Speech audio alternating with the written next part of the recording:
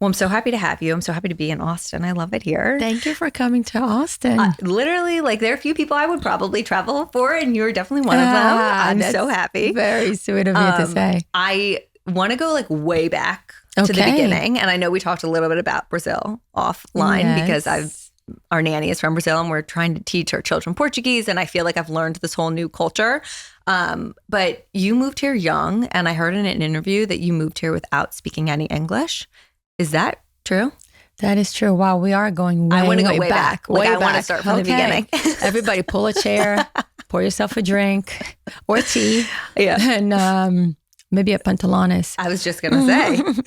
So yes, it is true. When I first moved here, I didn't really speak a word of English. Actually, I did say 3 sentences. Hi, my name is Camila. How much is this? And I'm sorry, I don't speak English. All good sentences to know.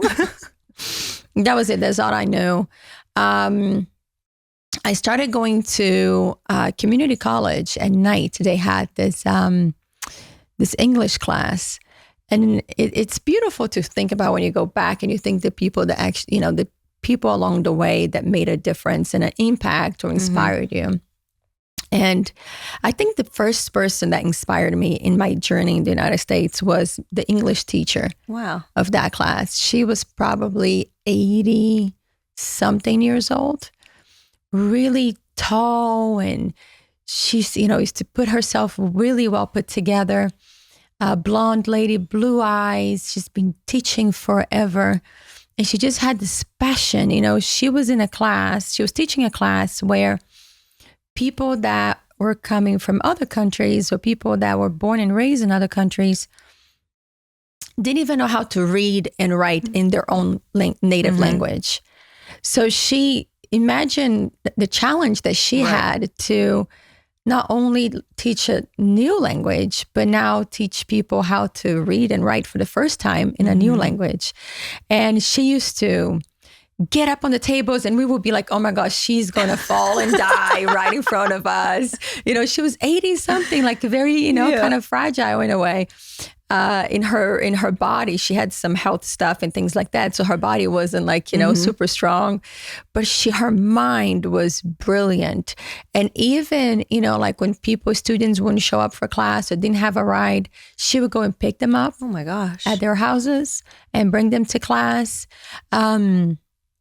I think she was the first person in America that really got me like, wow, okay, people here do embrace you and people here do want to help you. And what originally brought you to the States? I came to visit. So I have an aunt who was married to an American man and my uncle. And she had been here for a long time. She had her daughter here in Hawaii. And they had moved to Los Angeles. And we came to visit. When you turn 15 years old in Brazil, it's kind of like the quinceañera for Mexico. Like you get either a big party or a trip. And for me, I was like, I'm taking a trip. Right. Like I'm not wasting my money on a party. No offense. I had a lot of fun in a lot of quinceañera parties. But I wanted the trip. I wanted the experience. And I wanted to get out of Brazil for a moment. Things were pretty rough there for a bit. So I came and I got on the plane and I looked at my mom and I said, Mom, I don't think I'm going back. Wow. And my mom just looked at me and she goes, I know you're not. Oh my gosh. And did you know that going into the trip? No, I didn't. It was kind of this moment. No, I really didn't. I had a suitcase full of books for all my tests. For when I come back, it was like I had a little suitcase of clothes and a big suitcase of books. It was like, the last year before going into college. The education in Brazil is a bit different than here. But so education, the school was really tough. So I had a huge suitcase of books, little one of clothes. So I never planned. I didn't even say my dad was at the farm when I left. I didn't even say proper bye to my dad or saw him because I was coming back in 10 days. And it was that moment where we got on the plane that I was just like, my intuition was just like, I don't think I'm coming back. And sure enough, I came and my aunt used to model and she dressed me up. I was very much a tomboy and Same.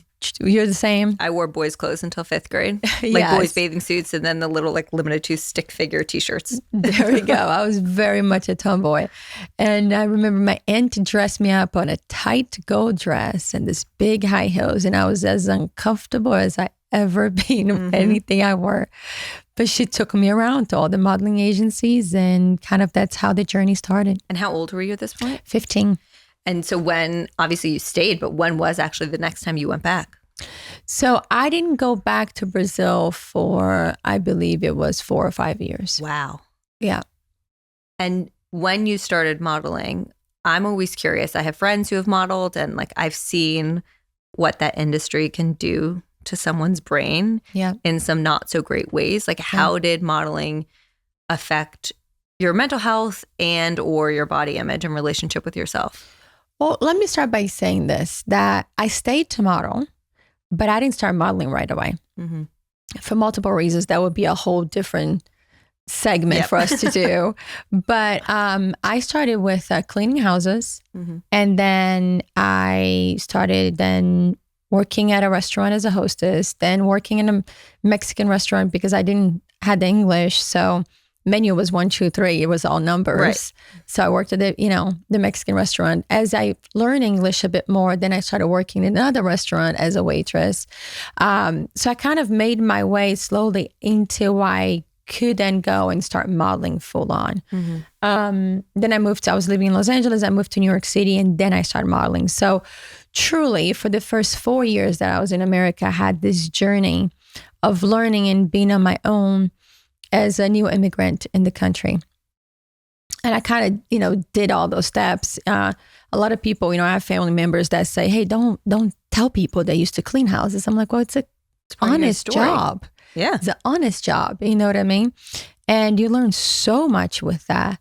And, working in restaurants, being hostess, then working in a store, it's a very beautiful part of my story that I think really affected how I dealt with when I moved to New York and became a model. To your question, by the time I got there and I started working as a model, I had so much experience on trying to make a living, understanding priorities, understanding what's important and what's not, that yes, I stayed here to model, but modeling did not become my sole focus. Right. And I used to always say that, I feel like I have a different mission here than just come and model. Modeling is beautiful and it's a career that brings a lot of opportunities. I don't think I would have seen the world as I have if I didn't model. I lived all over the place, so I moved to New York, started modeling, and I went from there to, I lived in Milan, in Italy, Milan. I lived in Paris. I lived in Israel. I lived in Greece, which I still have friends from back then that we were just in the summer with, Right, like that's such a rare opportunity. I would have never done that. It is a business that does messes with your sense of appreciation for self. Totally. Because you are getting judged in a way over and over. So let's put it this way. If I would go, to 15 castings or go-sees a day, which a lot of times when you're working model and you're just starting, you got your, back then, I don't know how it is now, but back then it was like you had your portfolio, your book with all your photos under your arm or in your backpack, and you get a printout the day before, and it's like go, and you're going to all these meetings, and every meeting they're looking for something different, and you're walking into a room with all these other girls, and sometimes okay, they're looking for somebody that looks like fits the profile of how you look.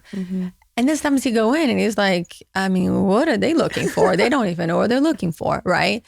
And for me, it was a little bit of a interesting thing as well, because just my features and how I look, I don't really fit into a bucket. Yeah. And right now, if you look at fashion, everybody's trying to be more inclusive and more diverse and all of that. And it's not really many rules right now. But back then, it was very different. It was very, very, very different. So it was like you either this or you that. And if you're in the middle, we don't really know what to do with you. So I would catch myself a lot trying to make myself look a certain way or this way so I could fit in different buckets, which it wasn't really me, to a fact that if I would have really embraced all of it and if the industry had more appreciation for that, I think the journey would have been very different. I also wonder, because I feel this in certain aspects of my work where rejection is so common in an industry like that. You're not going to get every gig that you're trying out for, but it feels very personal because it's not like, here's a product I'm selling and they say, no, I'm not interested. It's here's me. Exactly. And it's like, nah. No, thank you. Next. Exactly. And it's a challenging thing to navigate. I think that if I didn't have those 4 years before, and also I started modeling at 19, not at 15. Very different. So very, very different. And in a weird way, I became the annoying girl back then, where it was all these young girls. We used to live, we lived in a model apartment with all these other models. And you see very young girls come in by themselves, completely lost, completely getting eat up by the things around. When you are in that industry, it's a system that goes around that it's like, okay, well, the pretty girls start getting invited to all these things. Yep. And then the people there are trying to take advantage of and this and that. And I literally became like the annoying girl that would be like checking in, okay, who arrived at the apartment? Is she back? Is she not back? You were like the apartment mom. And I would go, absolutely. Nobody ever said that, but I'm going to use that from now on. Well, it's like a house mom in a sorority when like we never had it in my sorority, but in more like Southern legit ones, you have those like actual older women who live in the sorority houses. They're the house mom. That was me with the 15-year-old girls and be like, where are you? What are you doing? And then I would literally go pull them up of like, guys' apartments that try to get them drunk, or at a dinner that I'm like, they're going to try to get you drug up, or we're going. And those guys used to be mad at me because they would kind of circulate the same guys, the same group of people. And they knew when I was walking in, I'm like, sorry, no, like, that's not happening. And I think a lot of that journey was, girls trying to get that validation that you were talking about, because you are walking into rooms and they look at you and they're like, no, thank you. And they don't explain to you. Like I say, some things you walk in and you're like, well, they're not looking for somebody like me. That's okay. Some others, and then some others like, I don't know what they're looking for. So it's kind of very confusing. And it's an industry that is a lot of like, you have to kind of figure out and play a part. And back then, a lot of the girls played the part. I wasn't raised that way. How do you feel that impacted your self-esteem? And do you feel like the rejection in the end helped you with your future ventures and businesses? Because the reality is we're not going to be told yes all the time. Yeah. Like, do you think that strengthened you? So I would love, absolutely. Absolutely. Like, I don't get afraid by a no. I mean, I'm relentless when I'm going to do something because I don't really care if somebody's going to say no to me. I feel the same way. And I always say it's a no for now. And it's like, or maybe they're not saying what I'm saying, or maybe I need to work more and make it better. But a no is a no. You're always learning something from a no, right? Whether it's, do I need to do better? Do I need to work more? Do I need to pivot, change direction? Or they just don't see it and I need to convince better, or I need to, you're always learning something from a no. And I think doing modeling really made me not afraid of it, because I heard so many no's. So many no's, I'm sure. So many, constantly. More no's than yeses, really, So I kind of became immune to it in a way. And I tried to teach my kids about, like, a lot of people are afraid, well, what if they say no? What if it doesn't work? Well, next. Like, what, what I mean? Resilience. Like, that's part of life. So I think the resilience really helped me. I feel like moving around, I lived out of my suitcase. In my life now, I don't know if I could do what we do as a family with my husband's work and what I do and the kids if I didn't have that experience. I was actually wondering that because even like after, and I don't know the exact age of your children, but with kids, moving around in general is daunting. Like the idea to me is like so overwhelming because I'm such a routine oriented person. But with a husband in an industry that does require moving around to be on set, like how did you navigate that with young children as a mother and making sure that they felt they had a home base of sorts? Yes. I'm going to answer that too, but I do want to bring up the second part of the question that you had previously, which it was if the modeling affected your self-esteem. My self-esteem. And I think it's important to talk about because a lot of times we try to pretend like, oh, we got it all together and everything else. And I would love to sit here and say, oh, no, it didn't affect me at all.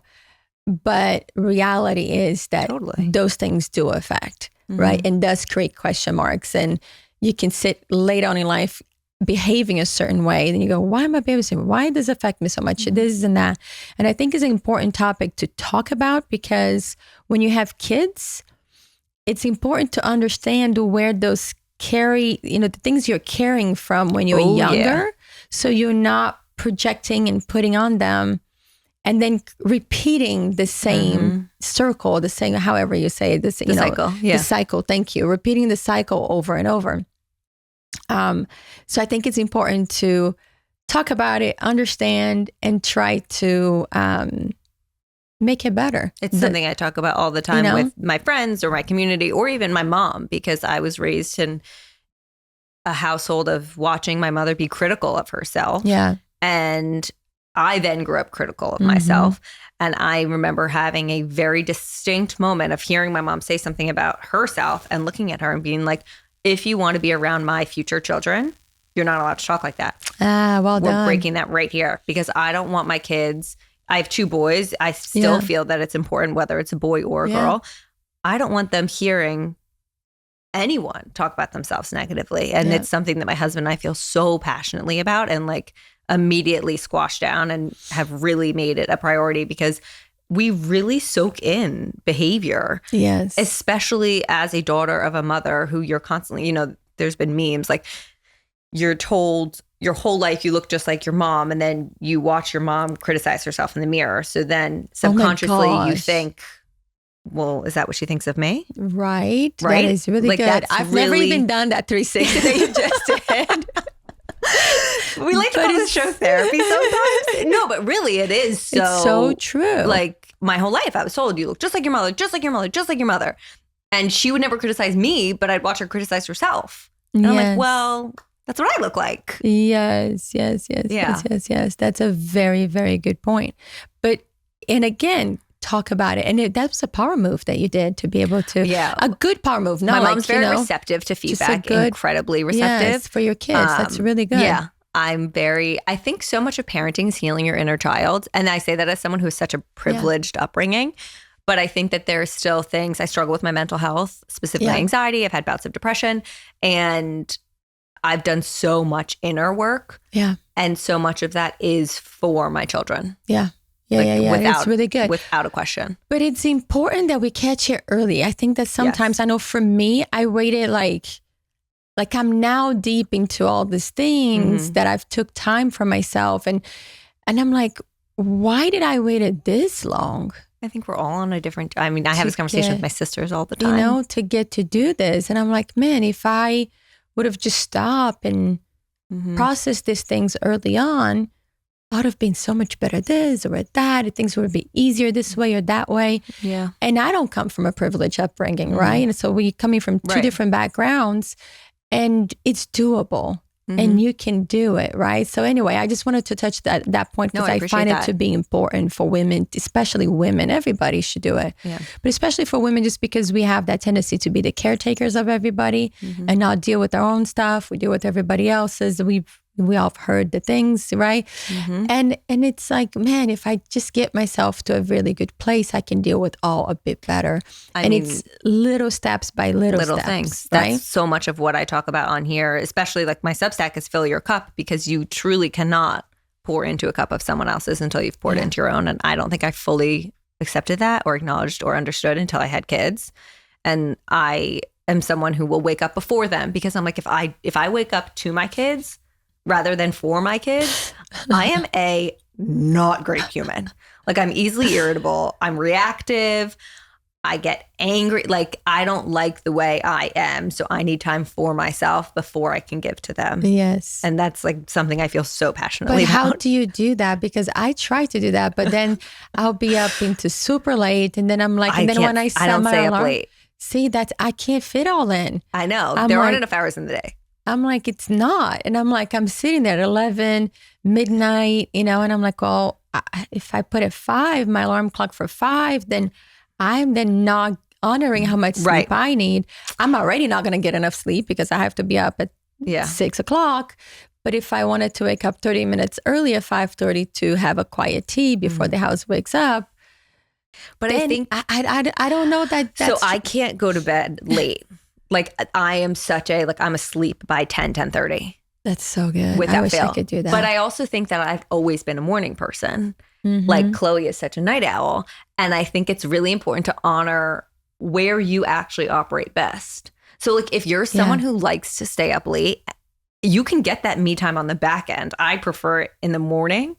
But I think that if you're someone who's better at night and you just aren't ever a person who enjoys being up early, as long as you're getting like something for yourself. Yeah, but it's a twist to that though, because I'm a night owl. Yeah. Okay. And I would pull like all-nighters. Never. I've never, ever done one. Never. I think one time, literally once, like never. Seriously? People will talk about like work all-nighters in college. Not a chance in, like those books were shut and done. You're like done. And same with partying. Like, no. Tap out. I'm out. I'm like, if the clock, there was a phase where it was like 4 a.m. when we were in New York and like clubbing, but absolutely not. Oh my gosh. I've seen many sunrises. I can tell you have as well. And I love seeing them. I like seeing them after I've slept. And I've learned to appreciate that. Yeah. I've learned to go to bed early and wake up and see a sunrise. But I feel like many years doing the late nights caught up with me. I feel like it did create some health issues. Maybe not created, but made it some health issues like rise to the top, when maybe if I was really, respecting the sleeping cycle and other things, then because, if you're staying all nighter, then you're eating late, then you're drinking late or whatever you're drinking, no matter if you're just drinking, whatever. It's the time that your body is supposed to be resting and recharging, right? And restoring. Then the next day you're kind of just on the go. Then you're definitely not getting enough sleep the next day to get caught up. So I feel like my health got a little bit wonky, and I'm not saying this pulling all-nighters or sleeping late was the cause, but I definitely feel like it kind of, a catalyst almost. Exactly, because I do see a difference now that I've been trying to really do 8 hours, and if I can do 8 hours, it's 7, and I'm like, that's it. I'm going to try to be non-negotiable about that. I really try to. Hasn't happened the last 2 weeks, hence why I'm talking all over the place here. You're not jumping from topic to topic, but it hasn't happened this last 2 weeks. But when we have really busy times, I'm like, well, it is what it is. But it's the gray area. But you got to be comfortable in that. Exactly. But when we're in when we're not moving in new schools, whatever, when it's normal and it's just work and things like that, I really try to stick to 7 to 8 hours. And when I don't get it, like I start feeling it. Oh, my mental health, like down the drain. Sleep deprivation of like a newborn, that's what messed with me so much mentally. Really? Yeah. Wait, I want to go back with the moving aspect of things. Yes. Like how did you, if you're comfortable sharing, like how was that for you as a mother? But then B, how did you find community? Because I think that that's so important for everyone, but especially for first-time moms, new moms, mothers in general. And when you're moving around, I imagine that'd be very hard. In a weird way, I found more community when I was moving around. Interesting. Than I would find in other places. I mean, we were living in LA at the time. That's why I started Women of Today. Right. Because we would go to these different locations, and within like a week, 10 days really, it would be all these moms from the local area that I would meet somehow, and they would be, okay, this is where the class is. That's where the baby thing is. This is the doctor. This is the thing. This is, right. They're so willing to help. And so willing to help. Like and I would go back to LA at a time, and it was very like small. The community was just like my core friends, and that was it. But it was not much conversation going on past that.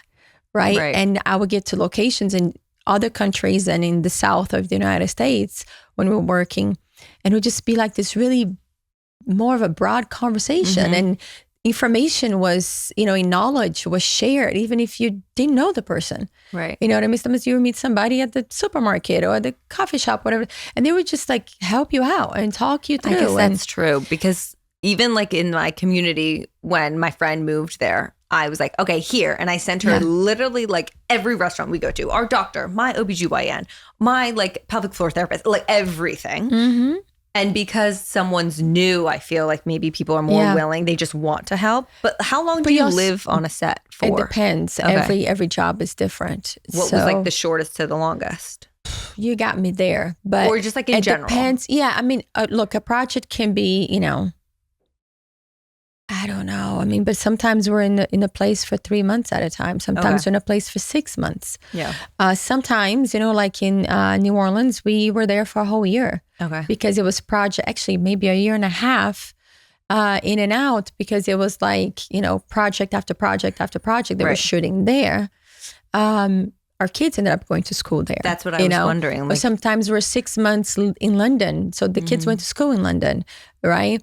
And I think that for families that are listening to this in terms of the moving, the main thing, every family has different needs.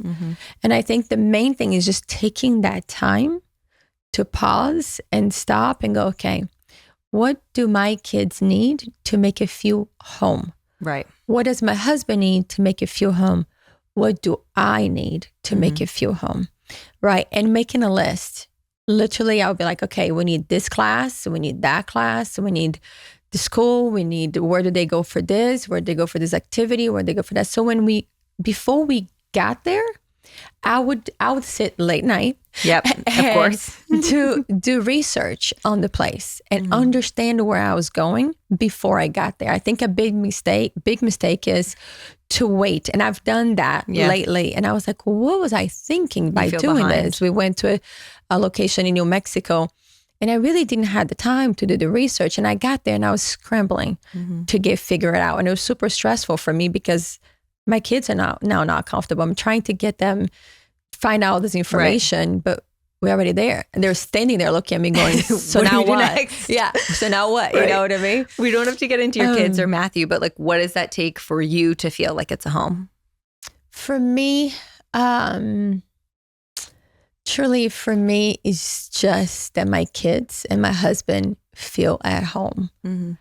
Like if I have my tea station, I'm good. That's my thing. Simple. Like the tea station and the accommodations have to be clean. Fair. Like I don't care if they're fancy. I don't care if they're simple. They just have to be clean and no mold, because I cannot deal with, I'm allergic to a mold. Okay. Yeah. So if I have no mold, seems fair. If it's clean and if I have my tea station, I'm good. Okay. But mainly is if the kids and my husband feel like they're home. So that's my biggest job. Right. From when we move to a location, that's my number one priority. I literally drop everything and I go, all right, what do I need to do? So when my husband walks into that house, he feels like he can do the job that he needs to do. That he's there for. Right. So he doesn't have to think about anything else. When my kids walk into that house, they feel like, oh, my mom like made, like this is home. Like, yeah, it's not home, but it feels like home. It feels like home. And it goes to the little things, it's like I don't know. Like even like the things in the fridge, being familiar to what they're eating at home. The fridge being what's familiar. The puzzle that they like to do, or the Lego, or the little plants. You know what I mean? It's like the little small details that sometimes we don't really, it's just a little thing. Doesn't matter. We focus on the big things. It's the little things that make the difference. It's making sure my husband has the things he likes next to the bed or in the bathroom. You know, yes, you get the whole shebang.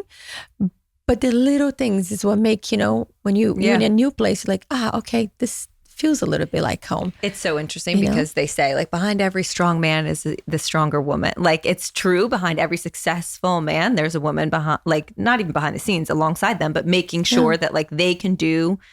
And I feel this way with my husband in both avenues. Like, he's doing things behind the scenes so that I can succeed. And I'm doing things behind the scenes so that he can succeed. It's that equal partnership, but really caring for one another when it's that season of focus for them. Yeah. And you said it's very interesting. Just, I want to tie this for you, whether you've done it yourself or not, but you talking about being this like apartment mom to the models. Yeah. But it's true because in that home, that wasn't their home. Yeah. They're coming in. Yeah. It's the same thing of like moving through a quick season in a different place. And from what you shared with us, it sounds like you were trying to make it feel like home. You were caring for them, which now you're doing for your physical children. Yes, no, absolutely. But back then I was really trying to get them not to get drugged up and sleeping with guys they shouldn't be sleeping at that age. But that's caring for them. But yes, it is. It is. That's caring. It's maternal. No, absolutely. Absolutely. You touched on something that you just said, hey, behind every man, it's, it's strong women or vice versa, however you want to say that. But, I one time I wrote something about behind, and a lot of women got upset. Mad. Well, it's interesting because as I said behind, I was like, well, you're not behind him, you're alongside him. But I think, people sometimes can get a little crazy with that word, being behind. Being behind somebody is not diminishing somebody. Agreed. It's helping them rise. And when you are in a relationship, and I think women have to watch this a little bit because I actually think sometimes it takes our power away, okay? And our power being our power as a human, but also the power, the magic that women brings. Yep. That a lot of times people get so caught up with, well, I need to be, side by side or whatever, this power situation. And the reality is that when you are in a relationship, sometimes you're behind, sometimes you're in front, sometimes you're leading, sometimes you're following, sometimes you're right next to it and doing it together. Sometimes, you upside down backwards and you're the bottom or on the top or whatever you want to say. But I think it's just, we have to watch it to not get into this moral compass of, well, I'm not behind anybody. Right.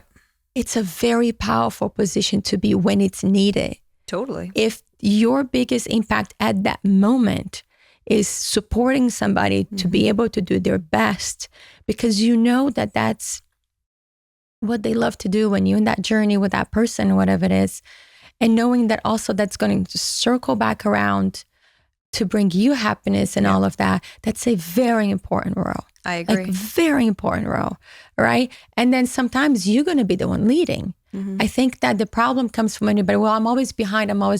Right. That I agree. That is not healthy. It means you're not verbalizing, or you're not also following your own dreams and the things that you like to do. But I think that instead of being so caught up of, I can't be behind, it's more, when it's time to follow, when it's time to lead, when it's time to be side by side, to build what we're building together. I feel that it's all a different season. There are seasons of my life where my husband absolutely takes the back seat to help me succeed. Yeah. He's doing way more of the kid stuff. He's running the ship so that I can be somewhere like this and focus on my work. And then there are times where I'm taking the back seat and I'm in charge of the household and he's doing his thing. And I think it really comes down to the equal partnership and the ability to state your needs and support one another. But is it ever an equal partnership? I think not in any significant moment. Like if you take one specific moment of time, that's a good way to say it. But I think if you look at the broader scheme, like on average, is it equal? Yeah. Yeah. I think that's what's important. That's a very good way to put it. Are there weeks where I'm 100% doing more for our house and our children? Absolutely. But are there weeks where he is? So like if you took a snapshot of a day, it won't be equal. Yeah. But if you're looking on like an average scale, I think the goal is to have equal. And not everything has to be, it's not tit for tat. We talk about division of labor a lot on the show. Like someone's tasks may be way more mental and someone's tasks may be way more tangible, whether it's like, I'm doing all of the planning and getting everything ready for when we get there, but he's tangibly unloading the dishwasher. Yeah. Those are different things. Exactly. And your priorities, right? Like I remember when we had our first child, again, I could go without sleep, no problem. My husband cannot go without sleep. He's like, I don't want to be around him when he has no sleep. So I remember me, like he wanted to help in the middle of the night. And I was like, no. I was like, don't. I will go without sleep. Not a problem. You just snooze, put your earplug, because when the day start, I don't want to deal with you without sleep. Fair. So it's also understand your priorities, what's important to you, what's not. Absolutely. And what drags you out and what doesn't. I do feel like it's fair to say the majority of the times, not every household, but majority of the times, women do carry more of the load. The mother does carry more of the load. So, but I also feel like that's rewarding. Yeah. Like when somebody's trying to do my job, I'm like, no, that's mine. That's my job. I just had this conversation of if you are like hiring outside, if you're outsourcing and hiring, if you have to look at how many people you would have to actually hire to do your job, it's mind-blowing. And to watch someone try to take on too many things and get frazzled, and it's like, well, yeah, it's not easy. It's not easy. It's not. It really isn't. Yeah. I was actually with my kids at Walmart yesterday. I made a promise to them. I was back when we were doing Yummy Spoonfuls, which was a baby food company that I was part of it. And I told them, I said, I was working on getting into Walmart. I said, if we get to Walmart, each of you, I'm going to take you guys there and you can get this many gifts. And they're like, what? Because we were working as a team at the house. I was during that time talking about shifting gears and trying to figure out how to make it all work. I mean, I was working 16, 18-hour days at least every day. And, I made the kids part of that process. So, I'll find pockets of time to open the presentations and show them, hey, this is what's happening. Or, hey, this is why it's important. This is why mama is away so much because of this, because of that. And have them understand all parts of it so they didn't feel like, oh, she's just not here. And Matthew was doing a lot of the stuff, so I could go in and do that. So we're walking around yesterday and it was, it's been a very chaotic 2 weeks and it's so much going on, truly, truly. Good and bad and just not bad, but challenging. Everything in between. And everything in one place. But I'm very grateful because at the end of the day, like last night, I was like, I'm very grateful because everything's working out just fine. It's a lot in my mind, a lot of logistics going on. And I was talking to this guy that works at Walmart. I asked him for a question, whatever, and he walked out and he came back and he goes, you're like so calm. Wait, I was going to say the same thing to you. You're so calm. And I just turn to him and I say, when it's so much up here, you just have to bring it down. Like you just have to consciously go, I'm just going to stay down here because if I go over there, it's chaos. It's just madhouse. It's craziness. This is so interesting because in the first 10 minutes of this interview, I was in my head being like, what would it be like to be so calm like she is right now and just not bear everything on, keep some stuff to myself. Just the energy of I'm going to take my time. I don't have that energy at all. It's not how I was raised. I'm working on it, but I was thinking the exact same thing in the beginning of this interview, being like, I wonder what it would feel like to just have my shit so together that I'm just at peace? Because that's the vibe you give. Well, I'll take that So I'm anytime with him. because I do not have my shit together. Oh my gosh. But I think I give different importance for different piles of. Right. Your kids are listening to this. Be like, what are you talking about? Like, I don't have it together. Most of the days, I feel like I'm just, I just, Survive. Okay, I wouldn't say survive, but I'm like, oh, okay. All right. I made it. Okay. We're good. Like, you know what I mean? Like, with a huge list right behind to follow up. Right. And if it's not one thing, it's another thing. It's, I joke because every time I say, hey, I have had to slow down my work quite a lot. And I come from a privileged space that I can do that because my husband's, can provide for the family. Yeah. But, when we first started together, like we were both full on working, like full force. How long have you been together? We've been together that's a very good question. It's a very good question. General. We're horrible at years, dates, birthdays. I'll have a funny story about that. I can tell you later. But I think we've been together for 18 years. Okay, a long time. 18 years, yeah. Something like that. If it's not 18, 19, something like that. What was I saying? I'm sorry, I really cut you off. That's my ADHD. See, I told you I'm not getting sleep. No, so no, that was me. I completely stopped because my brain has all these questions going. And I'm like, wait, but I want to know how long you were together. You were saying that when you first started, you were both so we were both like, full force working, right? And I was doing this and I had a handbag company with my mom and was, co-hosting shows and doing all that stuff. And then kid one came along. Okay, good. We'll continue. And then kid two came along. Okay, no, I got this. And, now kid would see business and this and that, like all these things. Child number 3 came along, okay, we got it. Now let's be a little bit more selective, kind of, 3, can't do QVC because I can't travel that much, but I can do this and that. I can do this, kind of thing. Went into the journey of the baby food company. I don't know what I was thinking back then. When I was researching you, I'm like, what in God's name, how? How did you do so much?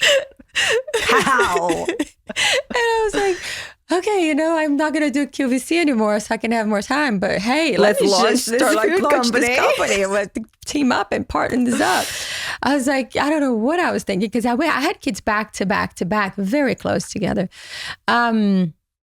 But then when COVID hit, it was truly, that was when I was like, okay, I can't continue to go full force or even the pace that I'm going because I became like the guard of our household, right? We had Matthew's mom.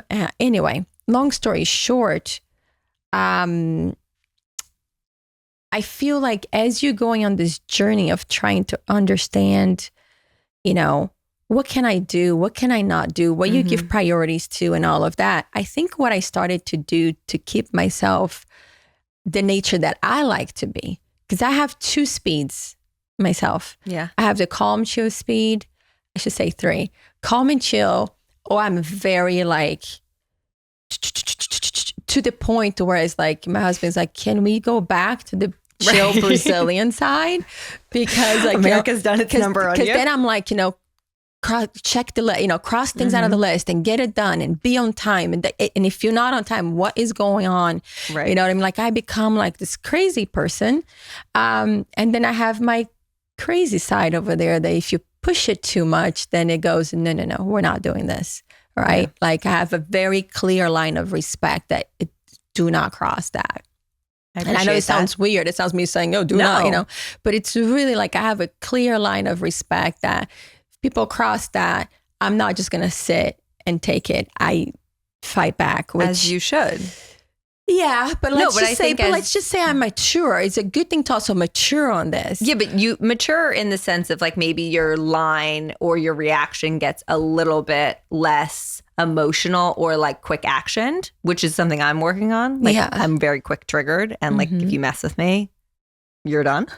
But I think as you mature, you have to be able to, you should stand up for yourself. It's just a matter of how maybe you're responding. Exactly. And as a public person, you have to have that boundary. Yeah, I feel like I deal with that boundary more in my personal life more than anything. Interesting. Yeah, I don't really, it's strange. I think because I don't want to sound weird, but, No. We're not out there in the world trying to create clickbaits. Right. We're out there in the world working. We're building things, we're doing things, and we're doing things that we believe in, that we love, or that we want to have fun with. Right. That, if people want to create a problem, it's like, well, you're kind of creating a problem where it's not really a problem. I mean, that's on them. You know what I'm saying? Yeah. So those things don't really affect me that much, because it's like anytime the fake news come up or gossip thing come up, I'm like, well, that's not what I'm living. Yeah. So it doesn't affect me because what I have is very real. Like Right. we're doing it. You see what I'm saying? Totally. Like we're the ones do it. We're not creating this image. I think it's very hard for people when they're creating this image or creating this persona, and then they have to live up to it, and then did this, and then did that, and then you have a hard time keeping up with what did I say less, what did I do less, and this and that. For us, we're just working, and we're getting things done, and we're hands on, and you know what I mean. So for us, it's like, our family, like we're raising our kids, we're doing this, so it's like You're involved. We're living life in a way that we chose to. So when those things don't really affect me that much. I think it's more on the personal side. When people try to cross those lines, that's when it kind of affects me the most, because I go, well, hold on a second. That's fair. How I do things. Like you see it. Why are you questioning that? Like that's when it really gets to me. But to going back to the calmness thing, because a lot of people think, when I come in, they're like, just like you thought, she's got all together. And I'm like, I always joke, friends will come over my house and be like, oh, your house just feels so like good and well put together. I'm like, well, you should have walked in 10 minutes ago. The kids were hiding stuff and shoving stuff, and you know what I mean? And doing all No, that. I feel very nurtured by you. Well, thank you. Like just thank very you for saying calm that. energy. Thank that you I would for love to saying continue, that. be around. It's very calming. Thank you for saying that. But I think that we all have that. Mm-hmm. We all truly, genuinely come into this world with that energy. Right. But we choose to put our energy and strength into other directions. Agreed. So it's a conscious decision of saying, you know what, I have all these things and this and that, but this is what I'm going to put my focus in. Mm-hmm. And is it days that you would sit with me to talk and be like, this girl is all over the place. She's dumping all this stuff on me. I don't even know her. I don't know. I'm going to move over there. I'm going to move over there. Absolutely. I have days like that. Yeah. But I catch myself, and I go, oh, shoot. Like, oh, okay. Camila, like. That's what I need to happen earlier for me. The catching. Be like, redirect. No, I catch it after. I usually catch it at the end of the day. Yeah. Maybe it's the tea. The tea is calming you. It could be. I don't have caffeine. Yeah, I'm serious. I do not have caffeine. My body cannot take, I can do a green tea or matcha a little bit, but I did this cleanse. I did this crazy cleanse. Of caffeine? Of everything. Okay. I literally went to, I haven't really talked about this actually, but again, sometimes pushing too hard, following everything, all those things, again, your health will catch up with you eventually. And I was having all these health problems and not getting answers. And I went to a clinic in Germany and did a fasting. Oh, wow. And it's wild. But ever since I did that, it's a lot of things that my body's just like, no, that doesn't serve you. And I don't feel the need, like a little bit, like, okay, this last 2 weeks, I told you I haven't been really sleeping, getting my sleeping hours. So before I came, I made myself a yerba mate. Because I'm like, I know my brain is going to be all over the place. Maybe this will help me a little bit.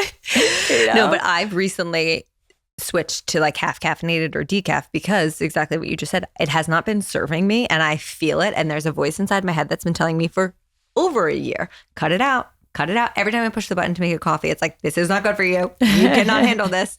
And finally, I've leaned into like listening to myself more. And I do feel like it's helped so much. I want to touch on going back a little bit to the partnership. You guys are now working together for the first time on obviously you've worked together for your entire relationship, but working together on a product together, Pantalones Organic Tequila. Yes. I don't drink anymore, but tequila was my vice. I love tequila. It's the only thing I can drink. It was the only thing I did drink for the end of my drinking career. Yes, like I would drink it on rocks with Yeah. lime, and bartenders would be like, what? I'm like, that's all I want. But what has that journey been like, working with your husband and also launching a product in like the alcohol industry? Yeah, absolutely. And your marketing is so fun. It's so fun, So right? fun. That was the thing. We're like, we're going to have fun. If we're going to do this, we're going to have fun. Right. Really, look, we've met over margaritas. Mhm. It's our drink of choice Of course. as a couple. And we eventually just went, this is what we drink. Let's go on this journey.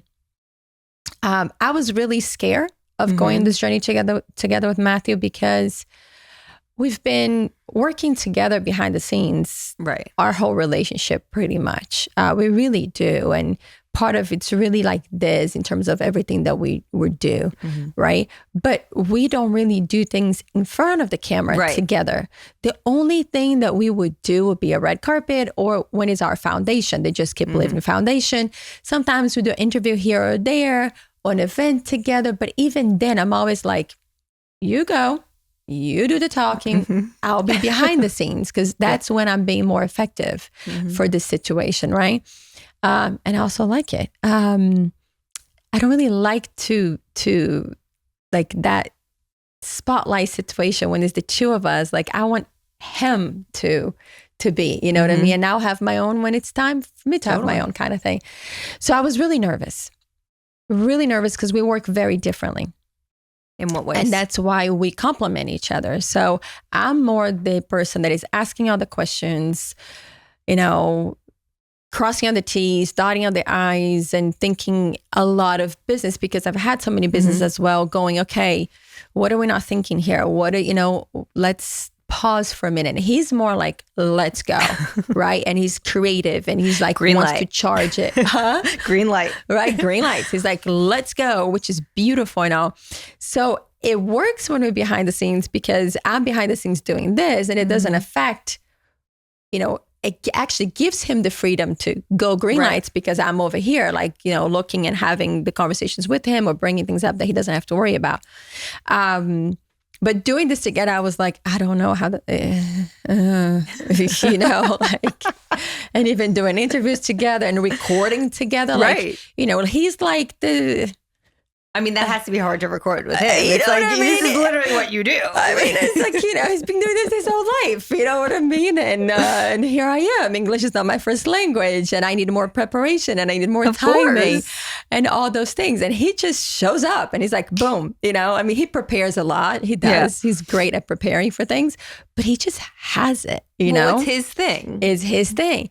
So I was very nervous, but he actually convinced me and we shook hands on it. And it's been beautiful, actually. It's been beautiful. It seems so fun. I've learned so much. And then it's actually really cool too, because we do have proud moments that he actually gets to see me shine. Right. That event, that in other parts of our businesses, he doesn't because he's not as involved. Yeah. I just closed a major account for the company and I worked really hard on it from beginning to end into it was like, okay, now the deal's done, points are done, we agreed on it in writing, all of this. Now bring the legal team, now bring the team in. But I didn't have anybody involved from all the way into that point. And I do those things. That's what I did for the other businesses and things like that. And then now we had to go do this shoot for it and all of that. And in the shoot, the person who is the head of the, this department in this company was like, sat with us afterwards. And he just said it. And I was like, I was a bit embarrassed, and I'll be embarrassed saying this too, but I think it's important for us to cherish the jobs that we do too. Like he sat there and he was like, I just wanted to tell you in front of everybody, like the people that work, that if it wasn't the way that Camila works and the way that she executed this deal would have never happened. Oh, girl. And he went through the whole thing and I'm sitting there like, okay, we don't have to talk about it. But then at the same time, I'm like, my husband is sitting there and I'm like, Yes. Yeah. Like, this is cool. I did do that. Totally. You know, because a lot of times, like, I have a hard time giving myself credit. Yeah. And then I catch myself talking about it oddly. And then I feel weird because I talk about it. Way. Like, I would feel weird when I leave here. But you shouldn't. Interview, I would be like, oh my God, why did I say that? I really didn't have to say that. We should be able to champion ourselves. Yes, but I do feel maybe it was something from my childhood. I don't know. No, but I also, I think it's that society loves to hate successful women who believe that they're successful. Like, we're told that you can't brag about yourself, especially as a woman. Yeah. Even if it's true. You're stating truth.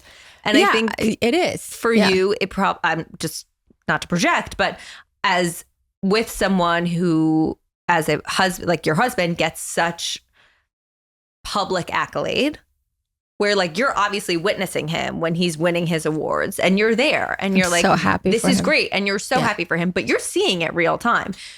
Your success is a little bit more behind closed doors. And even though you're telling him about it, I'm sure it was amazing for him to literally be with you real time, witnessing it. Yeah. Listening from other people and having it. Anyway. Yeah. It's amazing. Sweet. That's really so exciting. It's been a beautiful journey. Pantalones, Matt, you know, we did like 28, what is it? Geez, I need my, I didn't sleep. We did so many iterations. I'm going to mess up the numbers now, but we did so many iterations until we got to the final product that's in the bottle now. Okay. And our first goal was the tequila needs to be great on its own, independently from us being the co-founders or not of the company. And we got there. I wanted to be organic. That was very important to me. Matt was like, I don't care if it's organic. I just want to taste good. And I said, well, I care because if that's what I'm going to drink, it's got to be clean. So it is organic. It tastes amazing. Our favorite is the reposado. I just do it on the rocks. Yep. And I just do a little bit on the rocks with a lot of ice. And it's I gotta so get good. some for my family because they are so big tequila drinkers. My mom will have a shot glass of tequila and she'll be like taking. She's like, "Well, I'm sipping it." I'm like, "You're just taking a shot. It's okay, but you're doing a shot of tequila." But they love their tequila. I've been in awe of like everything you've done, just from the research I've done, and like following you and seeing everything you've been working on, whether it's like from the past or right now. But between your tequila, the children's story that you wrote, which is so fun, just take one bite. Yeah. And Women of Today, and all of the iterations of your businesses before that, what do you feel, looking back on your career, had the most impact on you personally of like, wow, I really did it? Like you felt like you really got over that finish line of like, I worked so freaking hard to do this and it actually came true. Wow. That's a very good question. Because you've done so much. That's why I'm mind blown. Like, yeah, I did. Yeah, I've went to so many different directions. No, truly. Like so many. Like the handbag business, TV show, right? Co-host, the food. It was a lot of different directions. I think, look, through everything that I have done, I feel like I've got a version of that feeling that you're asking about. Because again, like I come from simple beginnings. I come from, I didn't have it handed to me. Right. Right. No, I don't. By the way, if somebody has something handed to them and they succeed with that, I have so much appreciation for that as well. Yeah. Right. So I'm not taking it down with somebody who's like, oh, I come from a wealthy family and they gave me this business. I'm like, man, if you got that business, you could have synced it or made it better. Yeah. If you made it better, bravo. I talk about this in therapy all the time. Bravo. Not that my parents weren't in this industry, but coming from a privileged background. Yes, no, it's bullshit when people try to take the credit if you come from a privileged position, because it's bullshit. Because you're grabbing what was given to you and you made your own, or you made it better. Yeah. Bravo. That should be applauded as well. But, I didn't finish school. I didn't go to college. I didn't speak the language. So I think that everything that I did on my journey, I got a bit of that feeling. Okay. But I'm a hustler. Like I know how to work. Like I will overwork anybody. Like I would. Like I can say that hands down. Like everybody that works with us, like, seriously? Like I would overwork anybody. And I think it came from my beginnings. I'm sure.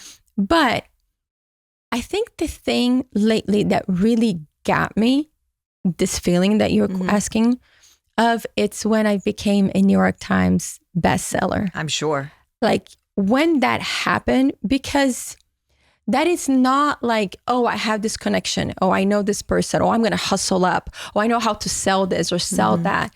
That is something that like you do the job and then you put it out and then you go sell it. But you can't buy that. You can't buy that. Well, you can, but you have an asterisk next to your name. You can't buy that. Yeah. No, you know can't. what I mean? Like you can't make that up. People actually have to get out of their houses or get in the computers in order and support you and do the thing. So, and for me, again, coming from not speaking English, this and that, I'm like, That's a probably book? Like that was so, that never even crossed my unimaginable. mind. Never. You know what I mean? And then it was like, and then it made extra special because Matthew was on the list. I mean, it's been on the list for forever with Green Lights, forever. Can I just tell you, if my husband, my brother, everyone, my husband listened to it on audiobook and he read it. I heard Green Light in my household. Anytime I wanted to do anything, I'd be like, have you made coffee yet? Green light. I'm like, no, there we go. That's not even applicable. But it's truly like if amazing. You haven't not heard or read it, you have to. No, it's incredible. It is a fundamental, like this book is amazing. Green Lights, it really is. So he's been there forever, but you know, here I come, like with the kids, but you're like, yeah, you know, like, okay, you know, but I had no expectations whatsoever.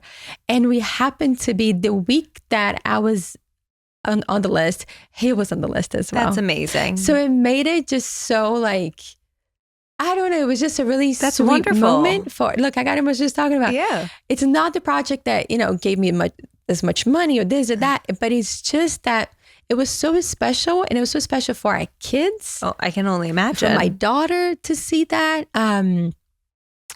Yeah, it was just, you know, amazing. It was sweet. But so that one, I think, because I've never even imagined of my name being in a book on a shelf or in somebody's home. It's a dream of mine.